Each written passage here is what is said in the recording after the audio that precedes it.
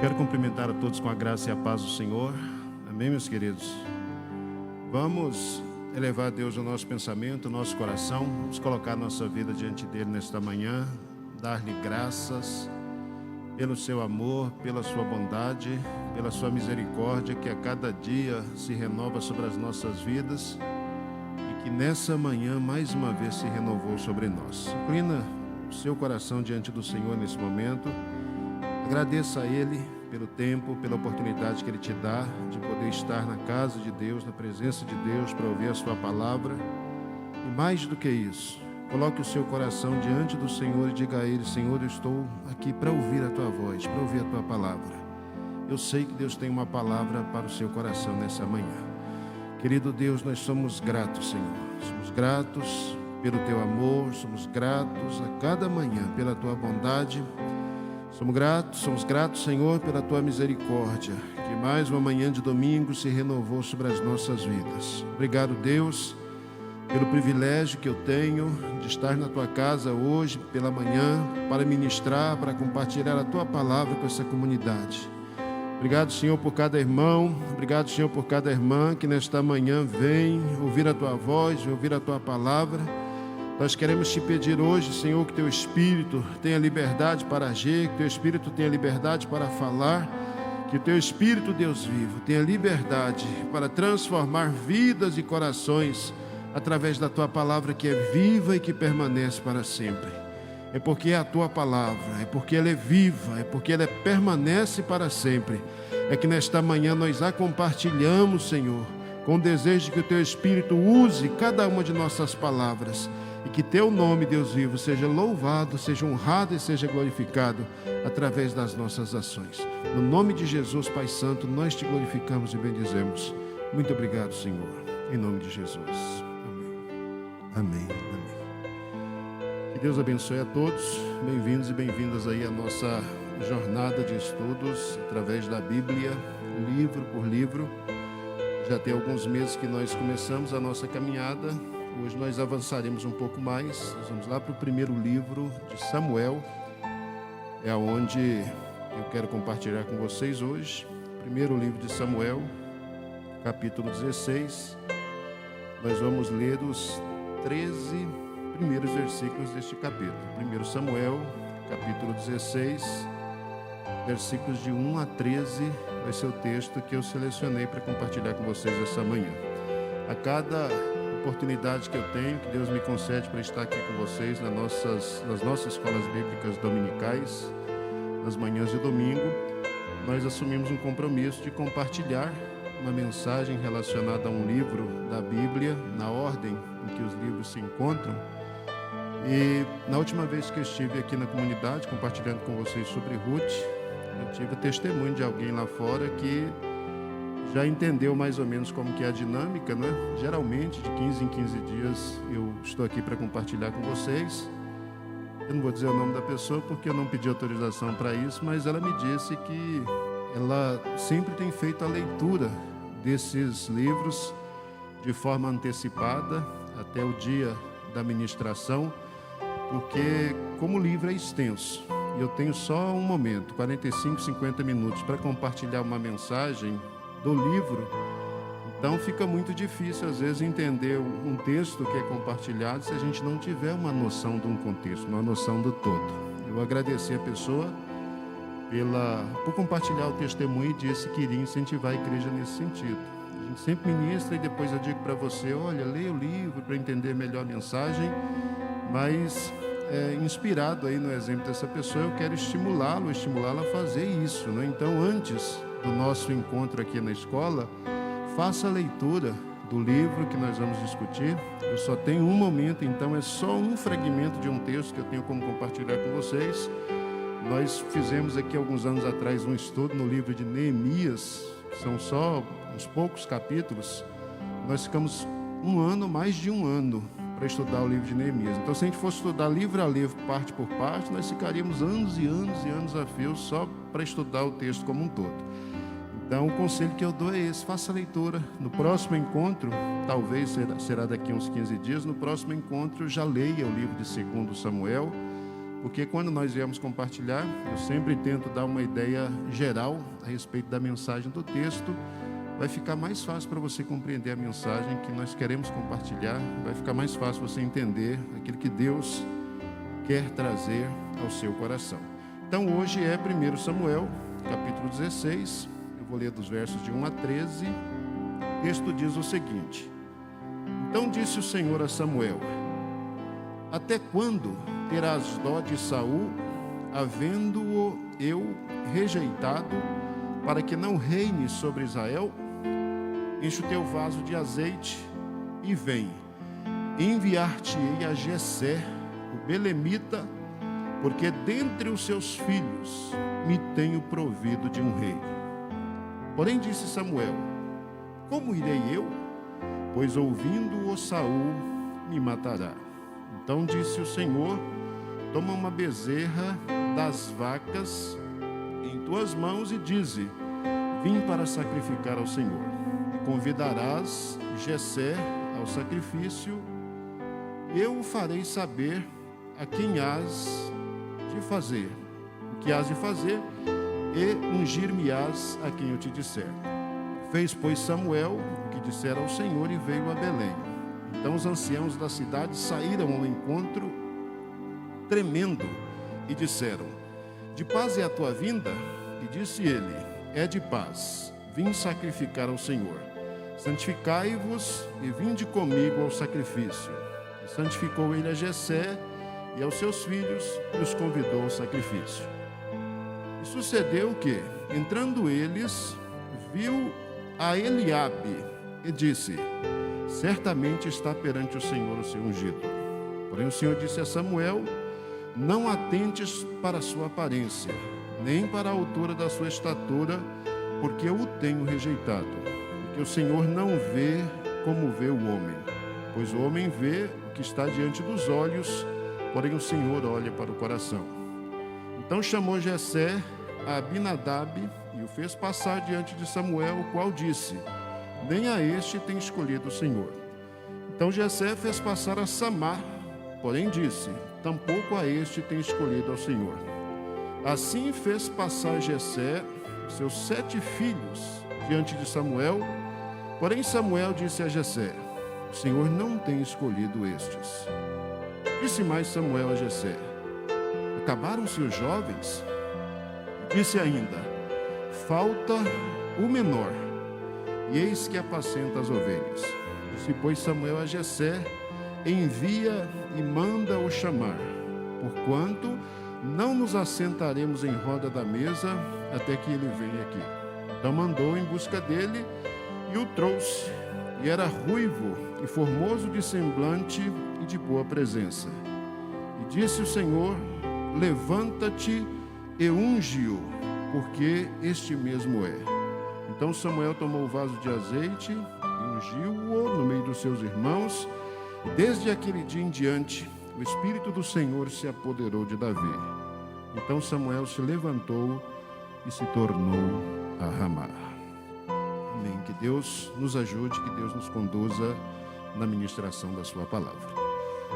O último encontro que nós tivemos, eu compartilhei com vocês uma mensagem no livro de Ruth. E se vocês se lembram bem, eu disse que Ruth refletia um determinado momento, um determinado período na história de Israel em que o povo vivia debaixo da orientação, debaixo da direção, debaixo do cuidado dos juízes.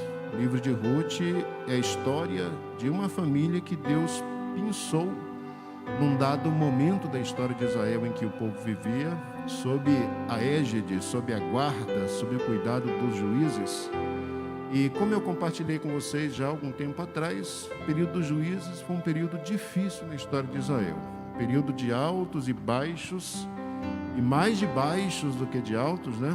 O povo teve bons momentos em que juízes tementes a Deus serviram como líderes e inspiraram o povo, mas na maioria das vezes o que se percebeu no livro de Juízes foi que o povo se distanciou, se afastou de Deus, e por causa disso o pecado acabou causando danos e danos quase que irreparáveis para Israel, Naquele meio a gente diz que Deus separou uma família, a família de Elimeleque, escolheu uma moabita Ruth, e a partir dessa família e de uma série de questões que a gente já conversou e que eu não vou trazer à tona novamente, Deus finalmente fez com que nascesse alguém que futuramente daria origem a esse personagem que nós estamos conversando a respeito dele hoje em 1 Samuel 16, que é o personagem Davi.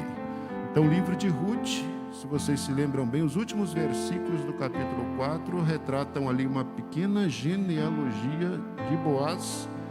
No finalzinho da genealogia nós temos Jessé sendo mencionado, e depois de Jessé, as últimas falas do livro de Ruth fazem menção, alusão de Davi, dizendo que Davi foi o grande rei de Israel.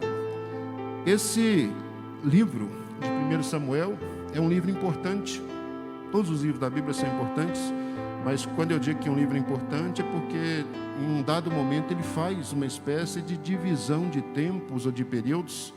Josué, por exemplo, foi um livro importante para a história de Israel, porque Josué fez a transição, eu vou usar essa expressão, de dois momentos importantes. Do momento em que o povo era escravo no Egito e depois se tornou peregrino no deserto por 40 anos, até que Josué conquistou a terra de Canaã e deu a posse a essa terra para o povo.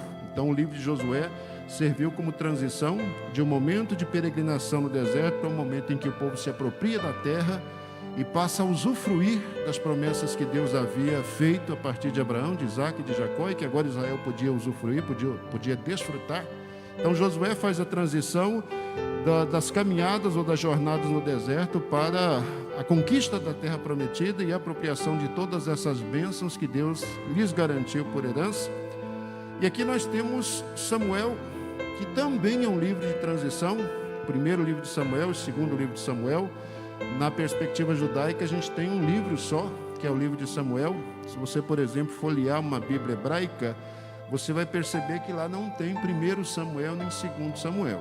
Lá tem o livro de Samuel, porque a gente vai depois conversar sobre 2 Samuel, vai perceber isso. O que se tem na realidade em 2 Samuel é a continuidade da história que a gente observa aqui no primeiro livro de Samuel, e a gente pode até dizer do profeta Samuel, porque de fato ele ocupou essa função importante.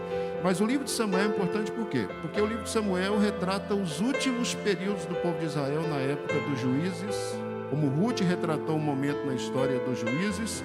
Samuel também fala de um período, na época do juízo, o período final da história do povo de Israel, lá na terra de Canaã, enquanto eles estavam sob o cuidado, sob a guarda dos juízes.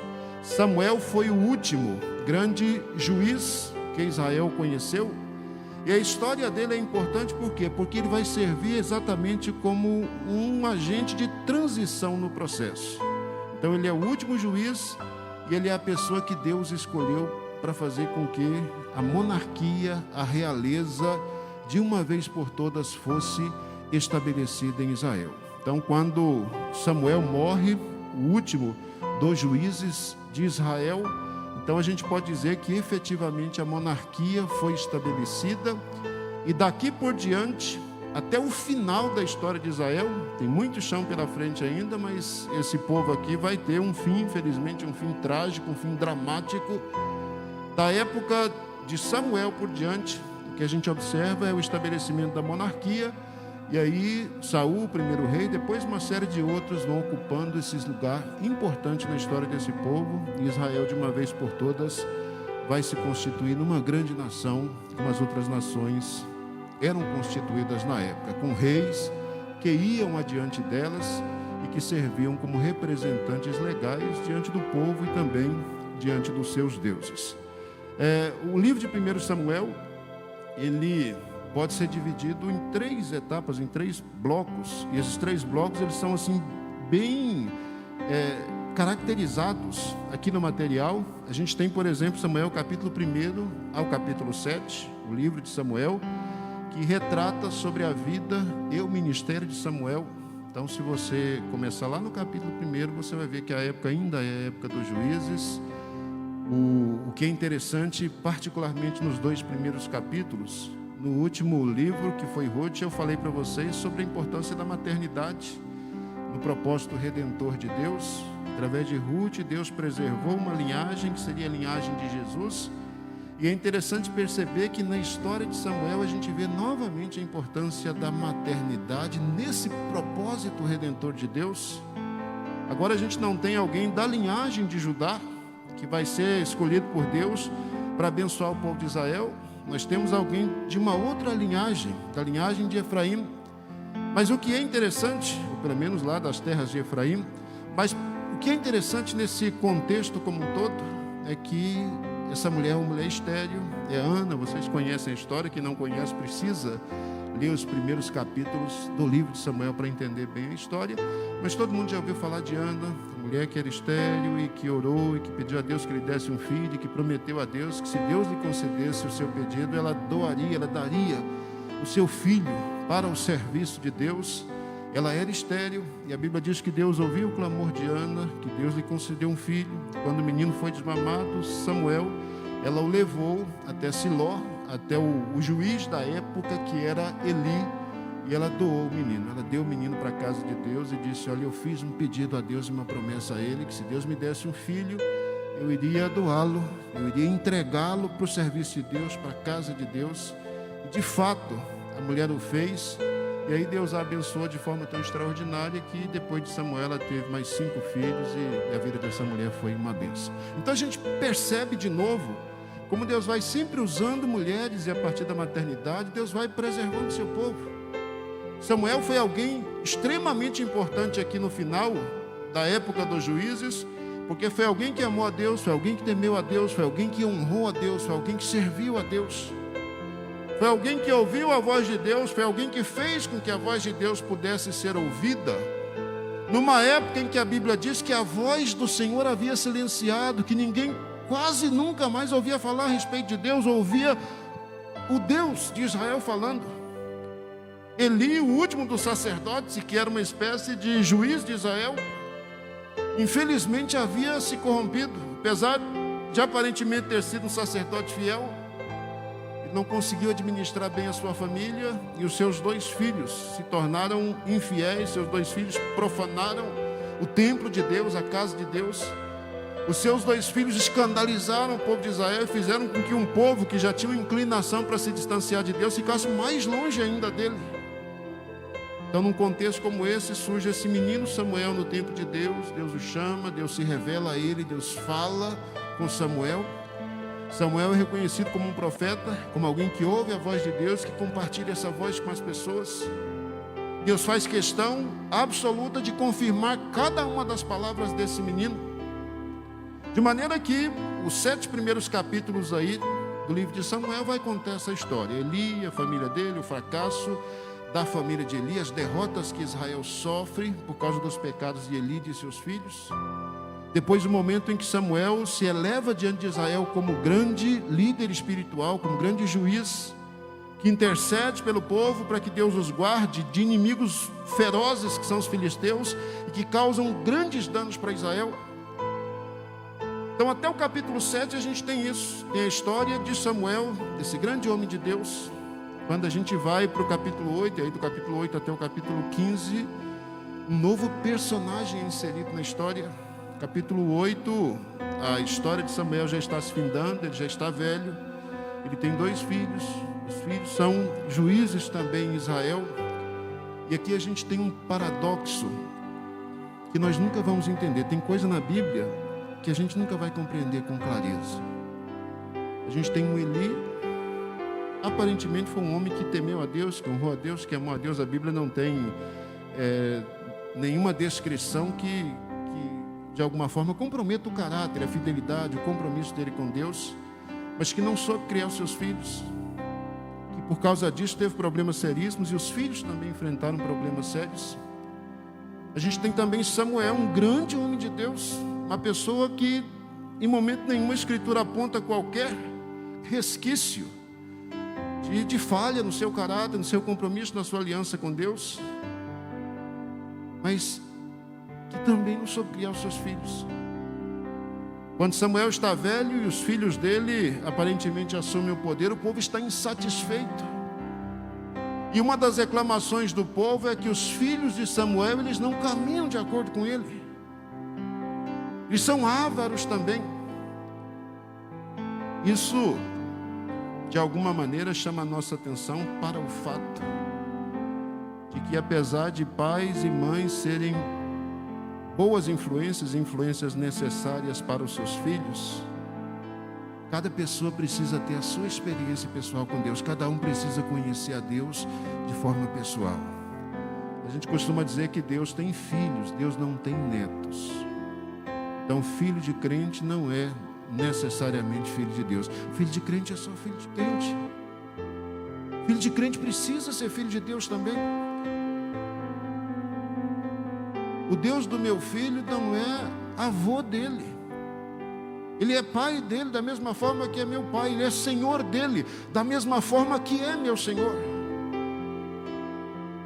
Então esse é um enigma que a gente não consegue resolver. Como é que se explica isso? Pessoas que amaram a Deus, temeram a Deus e que os filhos não quiseram caminhar com ele. Falharam? Talvez. Não falharam? Talvez. Mas por que esses meninos não seguiram as pisadas dos pais? A gente não sabe. Os pais criam, os pais ensinam, os pais instruem, os pais amam, os pais são exemplo. Mas chega um momento que cada um precisa fazer a sua própria escolha. E infelizmente, e aí a gente tem esses testemunhos da Bíblia que às vezes nos entristecem, infelizmente os filhos decidem não seguir os caminhos de seus pais. Agora olha que coisa linda. A gente tem do capítulo 8 até o capítulo 15 de 1 Samuel a vida do segundo personagem, que é Saul. Saul é o primeiro rei de Israel. Capítulo 8, o povo chega até o velhinho Samuel e diz: nós não queremos os seus filhos como governantes, porque eles não têm o mesmo perfil que você, eles não têm o mesmo caráter que você tem, mas nós queremos que você constitua para nós um rei, como todas as nações têm reis.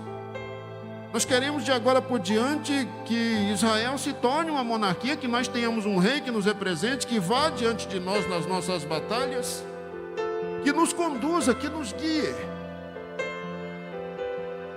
Não havia nenhum problema em Israel ter rei, até porque lá no livro de Deuteronômio, quando a lei é dada a Moisés, e Moisés depois transfere essa lei para Josué e diz que ele precisa se aprimorar nela, Deus já havia dito a Moisés no livro de Deuteronômio que haveria um tempo em que Israel teria um rei, que uma cópia do livro da lei deveria ser dada ao rei e que ele deveria ler dia e noite para agir de acordo com a ordem, de acordo com a direção, de acordo com a vontade de Deus. Então estava nos propósitos de Deus que Israel fosse constituída em monarquia e que um rei fosse diante do povo para representá-los. Agora a gente tem um problema no capítulo 8 do livro de 1 Samuel, que é o fato de que a maneira com que esse rei está sendo introduzido na história de Israel não é exatamente a maneira que Deus queria que o rei efetivamente fosse colocado ali, fosse implementado ali. O desejo de Deus é que Israel pudesse reconhecer que sob o juiz eles jamais seriam capazes de obedecer fielmente ao Senhor, que eles fossem capazes de se entregar inteiramente aos cuidados de Deus, para que partisse do próprio Deus o propósito de levantar um representante que pudesse conduzi-los, que pudesse guiá-los. Mas o que a gente percebe no capítulo 8 de 1 Samuel é que o povo é que se coloca diante de Samuel impaciente e diz: nós queremos um rei, constitui para nós um rei. Samuel fica muito chateado com isso, fica muito aborrecido e diz: de jeito nenhum, Deus é o rei de vocês. Que conversa é essa de vamos constituir um rei para nós? Samuel vai orar a Deus chateado, aborrecido primeiro porque a liderança dele foi rejeitada, não é? Nós não queremos mais seus filhos. Chateado porque o povo já não quer mais confiar em Deus como seu rei. O povo está exigindo que um rei seja colocado diante deles. Quando Samuel, o profeta, vai orar a Deus, perguntando o que fazer numa situação como essa, Deus diz para ele: olha, não se preocupe, porque o povo não está rejeitando você. O povo está rejeitando a mim, o povo está rejeitando a minha liderança. Eles acham que a coisa é simples assim, é só constituir um rei, que tudo se resolve. Então, dê a eles o que eles pedem. Dê um rei. Capítulo 8 ao capítulo 15 de 1 Samuel conta sobre a vida e o ministério de Saul. É o momento em que Saul é separado para ser o rei de Israel. Esse é um rei de acordo com a escolha das pessoas. É o povo que escolhe, é o povo que pede para ser um rei. E é interessante que Deus escolhe um rei de acordo com as características daqueles que estão pedindo para ser uma liderança. A Bíblia diz que a escolha de Saul, ela acontece num contexto inusitado. Primeiro, Saul é da família de Benjamim, é da casa de Quis, e o pai dele é uma pessoa muito influente ali na região, eles são de família rica. E é interessante uma característica que a gente tem de Saul, que é revelada aqui no 1 Samuel, é que Saul, na mesma condição de Davi, ele aparentemente era pastor também. Quando Samuel, o profeta, o encontra e depois ele é ungido, a Bíblia diz que ele está em busca de jumentas perdidas de seu pai, né? Pai que certamente criava jumentos e outros animais, e Saul podia ser pastor de tanta coisa, né? Mas são jumentas que estão perdidas e Saul é encarregado de ir em busca dessas jumentas. E é nesse contexto que ele tem um encontro com o profeta. É nesse contexto que o profeta diz para ele que ele está sendo ungido como rei de Israel. E aí a gente fica pensando, o povo de Israel cabeça dura, o povo de Israel um povo insensível, o povo de Israel um povo que não quer se dobrar diante de Deus, que não quer se dobrar diante do cuidado de Deus, que não quer depender inteiramente de Deus, que como uma jumenta, que como um animal teimoso, quer seguir o seu próprio rumo, quer seguir o seu próprio caminho. E aí, para jumentos, a gente precisa de um pastor que esteja acostumado a lidar com jumentos, não é? Deus separa exatamente alguém assim. Saul não era qualquer pessoa. Além de uma família de destaque, além de uma família rica, além desse ofício, e de novo é pitoresco que a Bíblia retrate isso, ela podia simplesmente deixar passar essa informação. Como depois, ao falar de Davi, ela disse que Davi era pastor de ovelhas. Então, em outro momento da história de Israel. Mas o que é interessante em relação a isso é a maneira com que a Bíblia apresenta Saul. Saul é o melhor que Israel tem. A Bíblia diz que ele era formoso, a Bíblia diz que ele era belo, e uma das coisas que impressionaram, no caso aqui de Israel, em relação a Saul, uma das características dele é que ele era o homem mais alto de Israel. A Bíblia dá essa informação para a gente, que ele era a pessoa mais alta de Israel. E a Bíblia diz que os homens mais altos de Israel, eles chegavam ao ombro de Saul. Então esse é o cara. Vocês querem um rei? Vocês querem um rei que represente vocês? Querem um rei que vá diante de vocês nas batalhas? Vocês estão pedindo um rei? Então eu vou dar um rei de acordo com aquilo que vocês estão pedindo. Eu vou dar para vocês o melhor de Israel aos olhos humanos. Exatamente para mostrar para vocês que a coisa não funciona exatamente assim. Não é do jeito que vocês pensam. Mas vamos lá. Saul é escolhido e num dado momento Saul é ungido como rei de Israel. Interessante em relação a Saul é que primeiro ele recebe uma palavra, você foi escolhido, aí ele é ungido como rei de Israel. Depois ele é de fato ungido diante de todo mundo, ele é validado diante de Israel como grande representante, como grande rei de Israel. E só depois disso é que ele é provado, que ele é testado. A obediência dele é testada em pelo menos 3 momentos específicos. E aí a gente percebe que Saul, pastor de jumentas, Saul, o homem mais alto de Israel, Saul, o homem mais formoso de Israel, Saul, aparentemente o homem mais corajoso de Israel, Saul, o melhor de Israel, o melhor aos olhos das pessoas. Aí a gente percebe que ele começa a falhar. No momento de crise, ele precisa aguardar que o profeta chegue para fazer os sacrifícios, o Samuel, mas impaciente como era, ele acaba trocando as mãos pelos pés ali, faz bobagem, faz aquilo que ele não podia fazer, que era oferecer sacrifícios, e acaba sendo reprovado por isso. Num outro momento, está travando uma batalha lá com os inimigos, no afã de querer vencer essa batalha, essa guerra, para mostrar que o cara realmente mostra serviço e que ele é bom, ele lança lá uma maldição impensada. Enquanto a gente não vencer os nossos inimigos, ninguém vai comer, e quem puser comida na boca vai morrer. E aí, por incrível que pareça, é o filho dele, o Jonatas, que está cansado já, que acha mel, come, e aí dá livramento para o povo de Israel. É a pessoa que quebra o voto insano que o Saul faz. E aí Saul é tão louco que quer matar o menino mesmo. Eu falei que vai morrer, vamos matar o menino. E aí o povo de Israel diz: calma, o rapaz aí foi a pessoa que livrou a gente das mãos dos inimigos. Um terceiro momento, isso é o teste, a prova de fogo, para ver se Saul realmente tem condições de ser o rei de Israel. É dada a ele a responsabilidade de destruir os amalequitas, de acabar com um povo que lá no deserto, lembra lá de Josué, né? No deserto havia causado danos a Israel.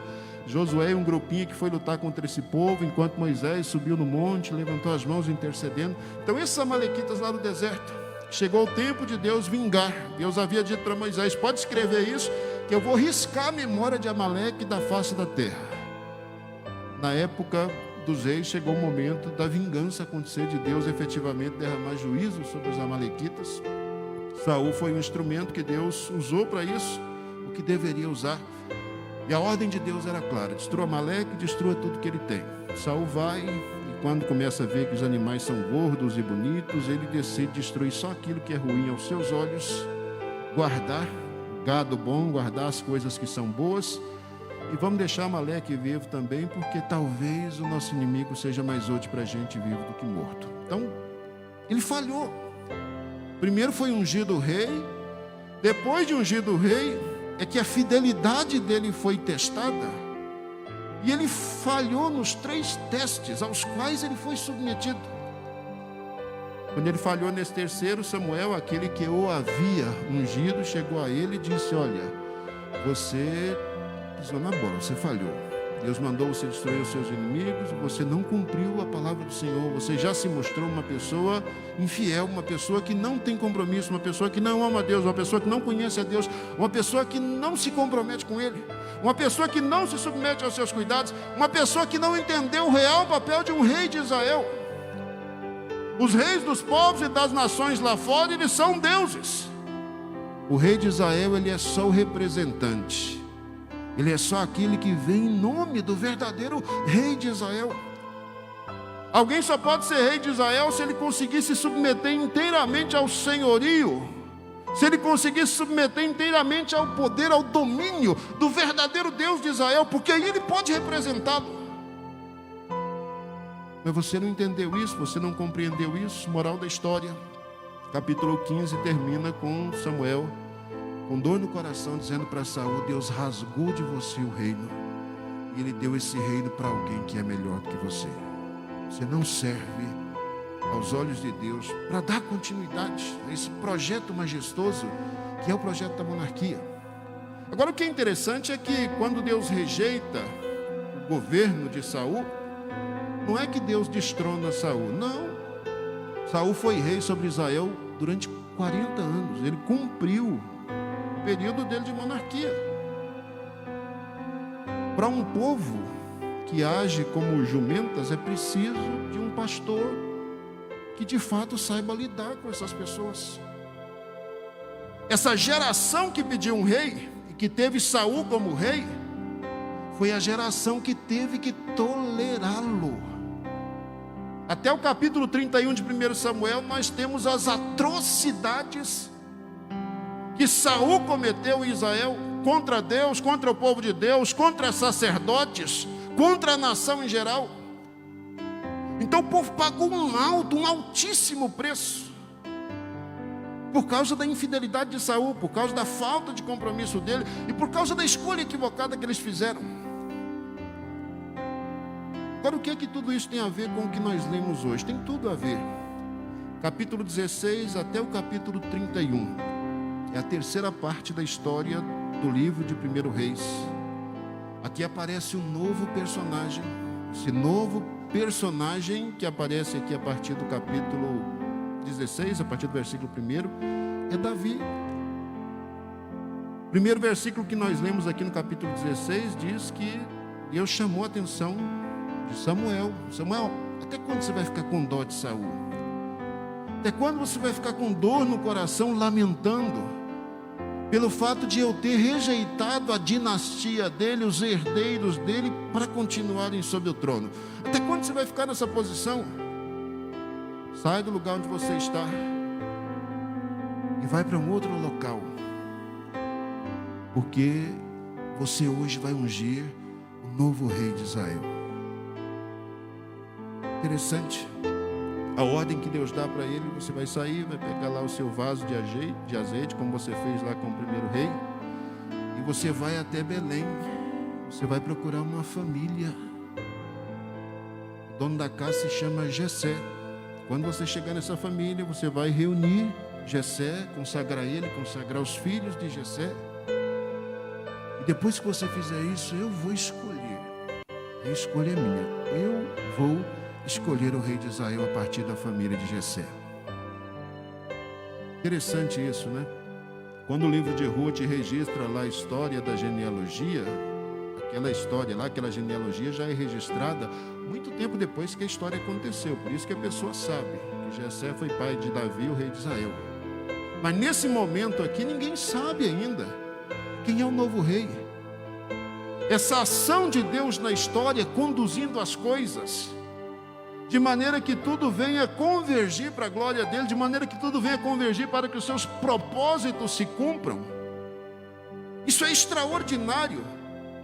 E a gente só é capaz de perceber a beleza, a grandiosidade disso depois que tudo se consuma, depois que tudo se concretiza. Então lá está Belém novamente, aquela cidadezinha que a gente conversou lá em Ruth. Aqui está Belém uma outra vez, aqui já está Jessé. O profeta vai até Belém. Quando chega por ali, todo mundo fica assustado. Todo mundo sabia que Samuel era homem de Deus, era profeta de Deus, era juiz de Israel. E o temor ali é que talvez ele fosse repreender a cidade por algum pecado que esse pessoal tivesse cometido. Todos sabiam que a palavra do Senhor na boca de Samuel de fato era verdade, era a palavra de Deus. Os anciãos já chegam assustados. A sua vinda até nós é de paz? Tem algum problema entre nós? Samuel diz: não, eu vim sacrificar, vim oferecer uma oferta ao Senhor aqui na cidade de vocês. Reúnam todo o povo. Reuniram o povo. Junto com o povo, a família de Jessé foi reunida. E a Bíblia diz que Samuel consagrou essa família, separou essa família ali de diante daquelas pessoas, contou parte da história. Deus me mandou vir aqui para oferecer um sacrifício, me mandou vir até esse lugar para ungir alguém. Tem alguém aqui que vai ser ungido hoje. Família de Jessé é a pessoa que Deus separou. Obviamente que ele não contou para esse pessoal aqui qual era o teor, o caráter dessa unção. Dizer que alguém seria ungido rei de Israel ali, o novo rei, isso beiraria a loucura, né? Porque imediatamente ele já tinha medo de ir para Belém por causa disso. Saul iria ouvir essa história e o pescoço de Samuel certamente iria a prêmio. Mas Samuel diz: tem alguém que vai ser ungido aqui, porque Deus tem um projeto, tem uma obra a realizar na vida dessa pessoa. A família de Jessé foi separada e a ordem que Samuel dá é essa: Jessé traz os seus filhos, porque um deles vai ser escolhido. E aí a Bíblia diz que começa essa história, está aí escrito, nós lemos isso, eu estou só compartilhando com vocês o teor dessas referências. A Bíblia diz que quando a ordem é dada, Jessé traz o seu primogênito. O primogênito de Jessé, aparentemente aqui ele é alto, porque imediatamente ele chama a atenção de Samuel. Parece que até Samuel, a partir dessa escolha de Deus aqui, precisava aprender uma lição. Samuel, apesar de ser profeta, de ser um grande homem de Deus, ele ainda era alguém levado pelas aparências. Ainda era alguém que acreditava que para Deus usar alguém, essa pessoa precisava ser alta, que para Deus usar alguém, essa pessoa precisava ter uma presença marcante, que para Deus usar alguém, essa pessoa precisava mostrar exteriormente algum tipo de habilidade. E aí quando vem o primeiro de Jessé, quando o primeiro filho dele é colocado ali diante de Samuel, a reação de Samuel é certamente aqui está diante do Senhor o seu ungido. O profeta quase que correu lá, pegou a botija de azeite para derramar sobre a cabeça do menino. Esse rapaz aqui é a pessoa que Deus escolheu. Mas é interessante que diante dessa surpresa dele, puxa vida, Deus só vai trocar 6 por meia dúzia, só vai tirar Saul de diante de Israel, e vai colocar esse outro rapaz que tem as mesmas características dele. Olha que coisa linda, o rapaz tem as mesmas características, é alto, é forte, é vistoso. Versículo 7. O Senhor, porém, diz para Samuel: não atentes para a sua aparência, nem para a altura da sua estatura. Não olha para aquilo que os olhos veem. Não olha para aquilo que parece. E aí o Senhor diz: porque eu tenho rejeitado esse. Porque o Senhor não vê como vê o homem, pois o homem vê o que está diante dos olhos, porém o Senhor olha para o coração. Não é essa pessoa. Samuel deve ter ficado desapontado com o Senhor, porque ficou desapontado com o fato de Deus ter rejeitado Saul. Pediu para Jessé trazer o próximo Abinadab. O Senhor disse: não é esse. E aí ele trouxe o terceiro, Samar. E o Senhor disse: não é esse. Interessante que o quarto, o quinto, o sexto e o sétimo nem são mencionados por nome. Parece que os 3 aí são os 3 candidatos.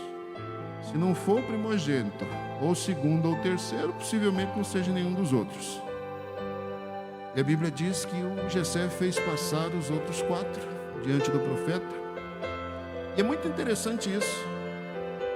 A Escritura diz que Jessé fez passar os 7 filhos diante de Samuel.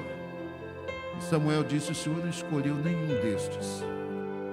Quando a gente lê esse texto, fica parecendo que Samuel só tinha 7 filhos, né? Fez passar os 7. Mas ele na verdade tinha 8. Só que se o primeiro não é, o segundo não é, o terceiro não é, nem o quarto, nem o quinto, nem o sexto, nem o sétimo, o 8º, gente, menino, que está lá no meio do curral, cuidando de ovelhas, está fora de cogitação. O profeta perguntou: acabaram-se os seus filhos? Você só tem esses. Olha a resposta do Jessé, no versículo 11. Disse mais Samuel a Jessé: acabaram-se os jovens? E disse: ainda falta o menor. Ainda falta o menor. Eu fico pensando aqui no alto Saul, no pequeno Davi. Que critérios efetivamente Deus utiliza para escolher alguém? O alto Saul, aquele que humanamente tinha todas as competências e qualidades para se tornar um grande rei em Israel, ele foi um verdadeiro fiasco. Agora a gente tem o pequeno Davi, pequeno em estatura, pequeno por ser o mais novo, pequeno aos olhos dos seus irmãos. Capítulo 17 mostra isso para a gente. Pequeno aos olhos de Saul e de Israel, diante lá de um desafio que um gigante faz, o Golias. Todo mundo olha para o menino Davi e diz: você é louco. Pequeno diante do gigante. Quando o gigante vê o menino vindo a ele com um pedaço de pau na mão, fala: isso vocês estão de brincadeira, né? 40 dias que eu estou desafiando, chamando alguém para briga, e depois desse tempo todo vocês me mandam um menino com as pedras na mão, um estilingue, um pedaço de pau. O que está acontecendo com vocês? Vocês piraram? Vocês são loucos? É interessante isso.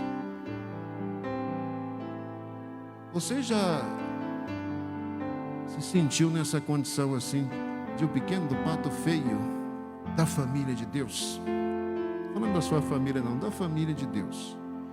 Ah, se Deus tiver que usar alguém na comunidade, Ele vai usar ou aquele irmão, ou aquele irmão, ou aquela irmã, ou aquela outra, ou aquele outro, ou aquele outro. Ele vai usar aquela pessoa, porque essas pessoas aí têm as qualidades que Deus precisa para que elas possam ser usadas. Mas Meu pai nem lembra que eu existo. Aos olhos dos meus irmãos eu sou menor, aos olhos do rei da nação de Israel eu sou menor, aos olhos dos meus inimigos e dos meus adversários eu sou pequeno. Mas quando o menor chega, que é Davi, o Senhor diz para Samuel: é esse menino aí que eu escolhi, pode ungir o rapaz. E aí Samuel vai e derrama a unção sobre a cabeça do menino. Comem lá, mas a Bíblia só diz que ele ungiu o menino, o Espírito veio sobre ele, e diz que Samuel efetivamente sai de cena, e daquele dia por diante o Espírito do Senhor começou a agir, começou a habitar, começou a operar através de Davi. Interessante. A gente não tem a família de Davi aqui assustada com essa história. Que papo é este que você vai ser rei de Israel? Como é que é essa história?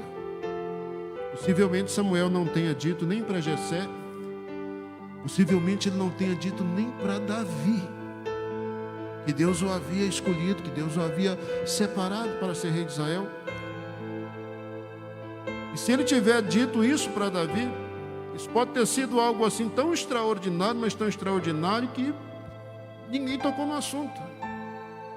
Como era comum um profeta ungir uma outra pessoa, e essa pessoa depois se tornava discípulo de profeta, a gente tem Elias e Eliseu, por exemplo, mostrando isso. Esse discípulo de profeta depois assumia o lugar do profeta.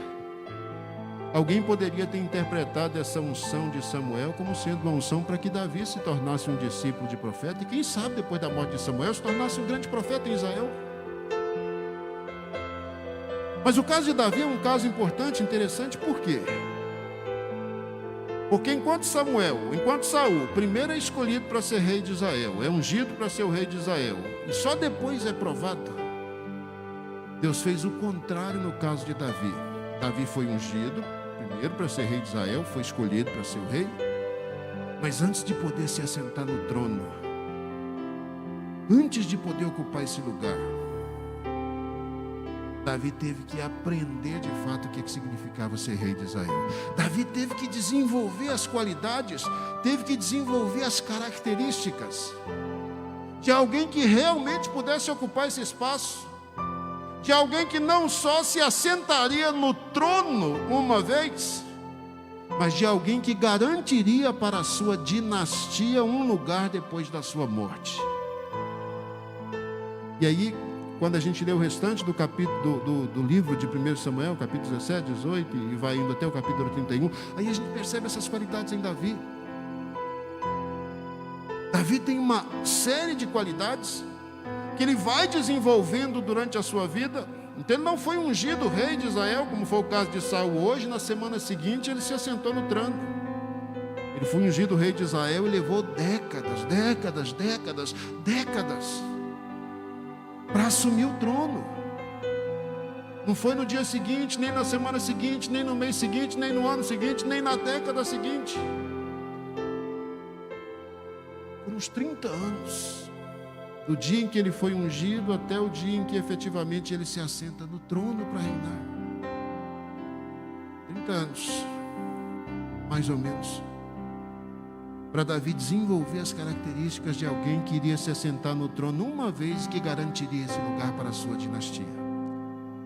E aí, à medida que a gente vai lendo 1 Samuel até o capítulo 31, a gente percebe essas qualidades em Davi. A primeira dessas qualidades, Davi amava a Deus. O amor que Davi tem a Deus, ele é demonstrado. Quando a gente lê os Salmos, a gente percebe isso com clareza. Mas ele é demonstrado não a partir de palavras, mas ele é demonstrado a partir do relacionamento íntimo que Davi tem com Deus. Davi conhece a Deus, Davi ama a Deus, Davi confia em Deus e confirma essa autoconvicção que ele tem na fidelidade de Deus, apesar do ambiente negativo e pessimista que é o ambiente em que ele vive. O pai dele não acredita que ele seja alguém que possa dar em alguma coisa, possa ser útil para alguma coisa. Os irmãos dele não acreditam. Israel não acredita, Saul não acredita, o gigante não acredita. Puxa vida!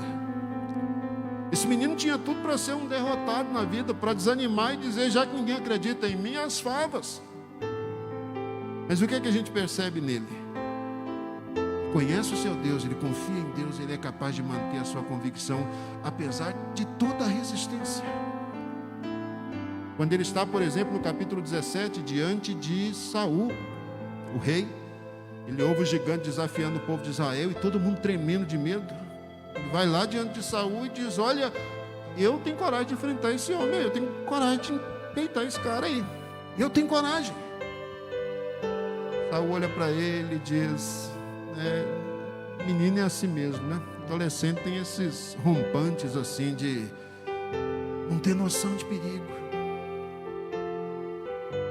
Olhou para ele e disse, você é um pastor, você é um menino que toca harpa, um menino que cuida de ovelhas.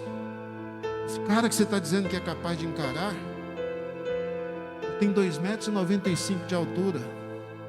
A ponta da lança dele pesa 7,5 kg. E desde que ele é menino, ele é treinado para a guerra. Tem um gigante, 2,95 m, e tem um pequeno Davi. E aí Davi olha para Saul, podia desanimar e dizer, eu acho que eu não pensei bem, desculpa aí, estou saindo de fininho. Davi diz, não, rei, o senhor não está entendendo não. Esse cara aí está desafiando o Deus de Israel. Deixa eu contar uma história para o senhor, eu sou pastor de ovelhas. E quando um urso ou quando um leão vai lá e pega uma das ovelhas do meu pai, eu vou atrás dele e arranca essa ovelha da sua boca. E se o leão investir contra mim, eu pego ele lá pela juba e mato o leão. O Deus que eu creio, o Deus que eu sirvo, o Deus que eu conheço, que me livrou do urso e que me livrou do leão, ele vai me livrar desse gigante. Eu sei, eu conheço o Deus que eu creio. E não conheço de ouvir falar, não, eu conheço de me relacionar com ele. Saul disse, bom, então se você quer, veste a armadura aí, vamos ver o que dá. Quando colocou a armadura, era um menino, gente, não dava, não andava, um negócio pesado. Ele disse, não, eu não dou conta dessas coisas não. Saul deve ter dito, então volta para casa, porque não tem jeito de batalhar. O menino disse, não, deixa comigo, que eu vou lutar do jeito que eu sei lutar. Pegou as 5 pedrinhas, colocou no alforje, pegou lá o estilingue dele e disse, eu vou para a guerra. O gigante olhou, zombou dele, esse coitado aí é que vai me encarar. E ele disse, você vem a mim com escudo, você vem a mim com lança, você vem a mim com armadura, mas eu vou contra você em nome do Senhor dos Exércitos. E hoje, esse Deus que você está zombando dele há tanto tempo, ele vai me dar você, vai dar você nas minhas mãos. Hoje eu vou cortar a sua cabeça. E o povo de Israel vai vencer os nossos adversários hoje. O gigante, quando ouviu um negócio desse, disse, deixa eu pisar nessa barata aqui e acabar com essa brincadeira. Eram 5 pedras, foi uma pedrada só no meio da testa, não é? Puf, caiu o gigante, Davi foi e matou o gigante com a própria espada dele, cortou a cabeça. Davi é alguém que ama Deus, Davi é alguém que confia em Deus, Davi é alguém que, apesar de todo o ambiente negativo que o rodeia, é alguém que mantém a sua autoconfiança em Deus. À medida que a gente vai lendo 1 Samuel, a gente percebe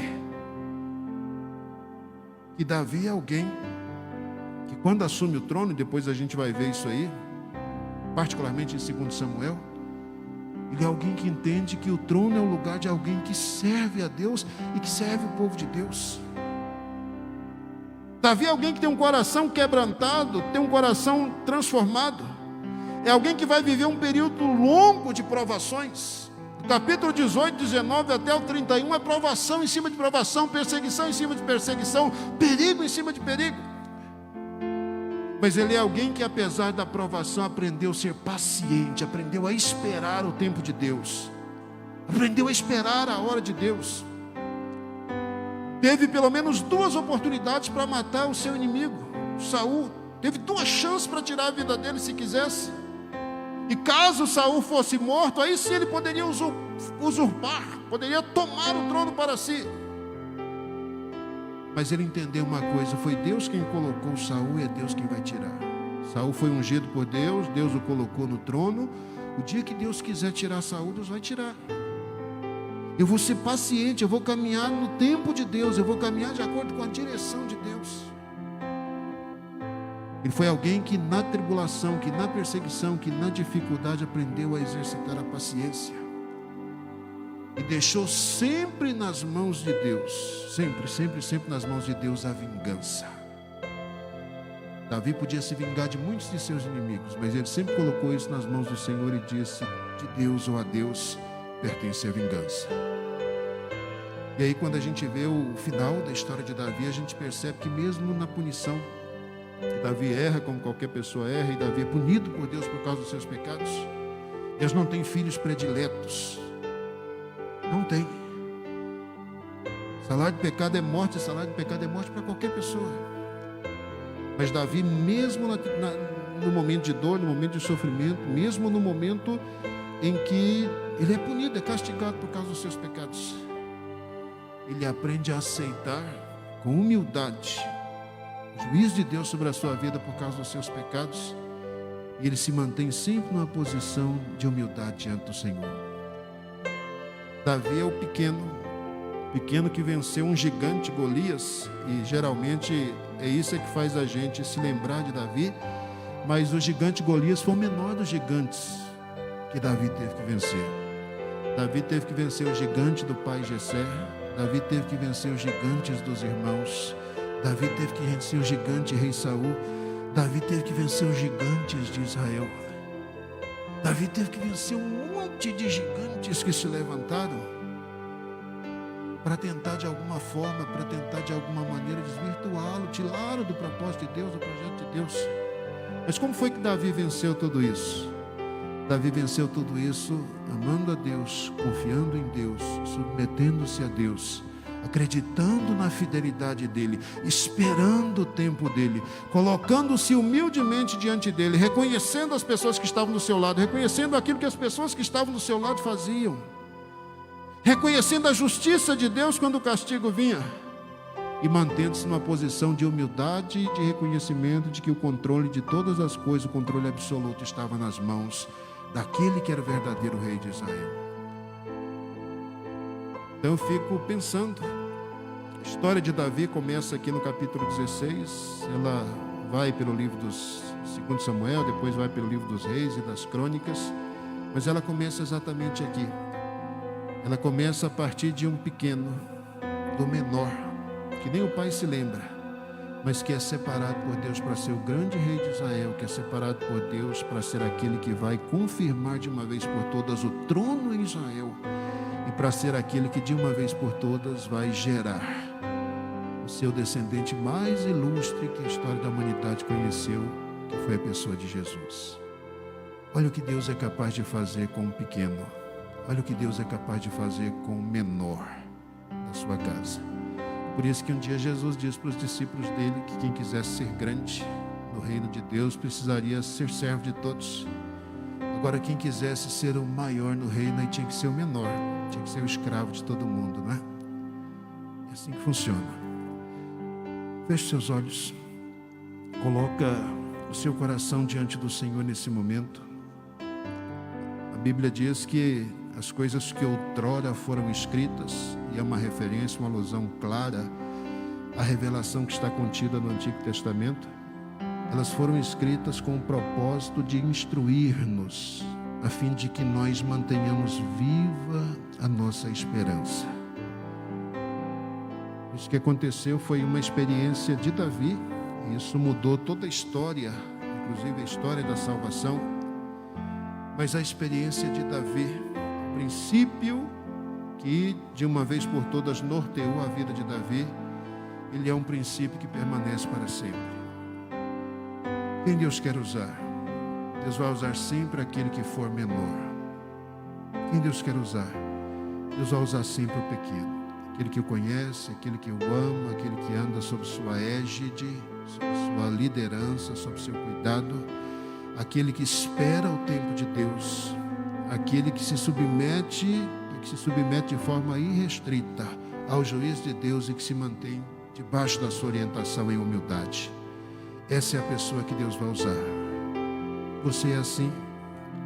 Se você é, então, bom ânimo. Você é um forte candidato a ser escolhido por Deus para gerar mudanças tão radicais nesse mundo e na eternidade, que só a eternidade efetivamente vai compreender, vai perceber com clareza os efeitos disso. Querido Deus, eu sou grato, nós somos gratos, porque o Senhor nos ama e cuida de nós. Obrigado, Senhor.